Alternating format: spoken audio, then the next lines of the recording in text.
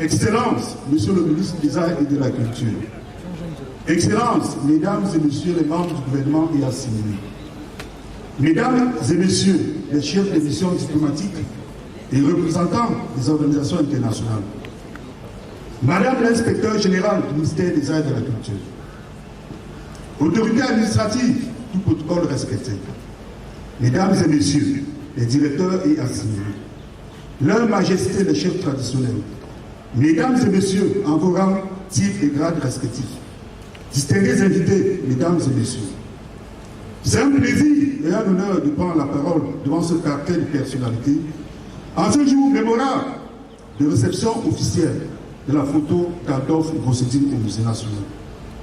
Ce moment historique est une étape supplémentaire de notre mémoire collective. Il y a exactement une semaine, le Musée national a amorcé une phase décisive de son opérationnalisation à travers l'inauguration de ces trois nouveaux espaces. L'espace unité, l'espace diversité culturelle, l'espace des grandes figures de l'histoire. Ce dernier consacré à une exposition permanente des photos de personnalités officiellement établies au rang de grandes figures de l'histoire et conformément à la législation en vigueur. Ces personnalités se recrutent non seulement dans toutes les strates de la société, mais aussi dans toutes les tribus. Ils sont des chefs traditionnels, des hommes politiques, des opérateurs économiques, des hommes de culture, des personnalités publiques, des responsables religieux. Excellences, Mesdames et Messieurs, les musées sont des chambres de chants, tantôt murmures, tantôt orchestres éclatants, toujours rythmés par la parole, parle dans toutes les langues. Elle se met et se reconstruit à chaque génération. Les champs de bataille sont les lieux les plus silencieux de l'histoire. Mais les œuvres sont bavardes, elles sont vivantes. Tout musée hérite d'une histoire et s'inscrit dans les transformations de son époque. En adéquation avec son époque, le musée national s'adapte. Et pour cela, invente les nouvelles approches et occupe davantage la place prépondérante dans la société camerounaise. En effet, derrière les préoccupations habituelles de sauvegarde du patrimoine, se manifeste de plus en plus le besoin d'investir les mémoires collectives. Les manuels d'histoire ne suffisent plus à leur reconnaissance. Il faut ajouter les mots, les images, les gens et susciter des émotions. Connaître notre histoire est une obligation et la transmettre est un devoir. Nous ne pouvons poser ou projeter l'avenir si nous ne maîtrisons pas notre passé. La reconnaissance des pères fondateurs, des précurseurs qui ont ouvert la voie à la liberté et à la prospérité dont nous usons aujourd'hui n'est pas un acte fantaisiste. Le musée national est un lieu d'hommage pluriel. Hommage à un héritage, celui des ascendants, hommage à l'apanage, celui des vivants et des contemporains.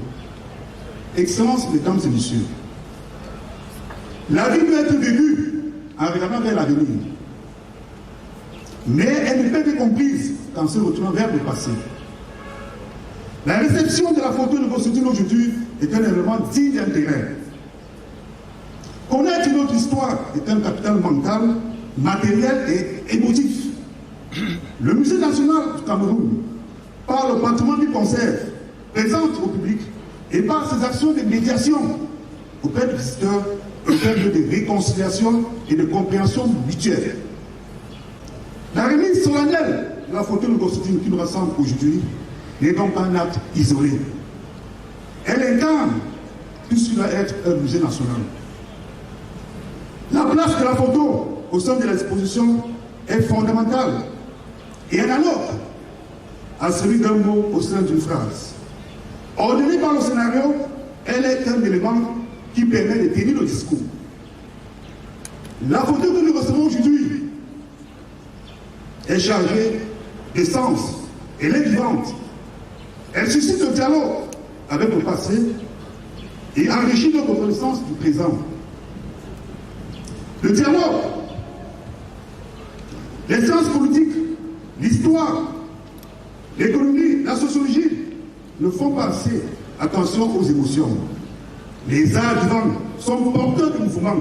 Sans eux, nous pouvons accéder aux coulisses de l'histoire.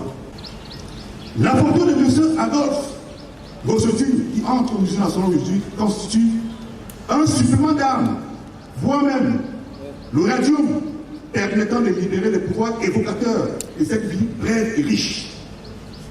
Le Musée national constitue aujourd'hui une alchimie entre les dispositifs de communication, le rapport à l'histoire, les enjeux liés à la mémoire et la quête toujours davantage continue de la consolidation de l'unité nationale. C'est un livre ouvert au grand public où chacun apprend à mieux connaître son pays. C'est une école d'intégration nationale où chacun s'identifie et éprouve un sentiment de fierté et d'appartenance à cette grande nation. Excellences, mesdames et messieurs, une exposition ouverte au Musée national depuis cette semaine et court jusqu'au 1er octobre 2023. Elle raconte et montre l'histoire évocatrice, exemplaire de M. Adolphe Gossotine, secrétaire de l'auteur Mangabel. Cette histoire s'est déroulée il y a plus de 109 ans à Douala, au Cameroun, aide à mieux comprendre et accepter une partie centrale de notre passé, celle de l'époque coloniale. C'est dans cette mouvance qu'entre officiellement la photo de Adolphe Gossotine dans l'espace des grandes figures de l'histoire du Cameroun. Nous sommes conscients que la liste n'est pas exhaustive.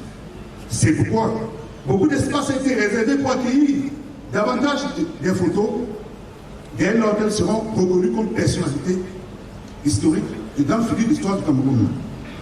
En réalisant les repères visibles, à l'instar de l'événement qui nous rassemble aujourd'hui, nous montrons les chemins de la dignité africaine et camerounaise en magnifiant les comportements patriotiques qui aideront notre jeunesse à se retrouver et à venir avec des exemples à suivre et à dépasser. Très bonne visite au Musée national, je vous en remercie.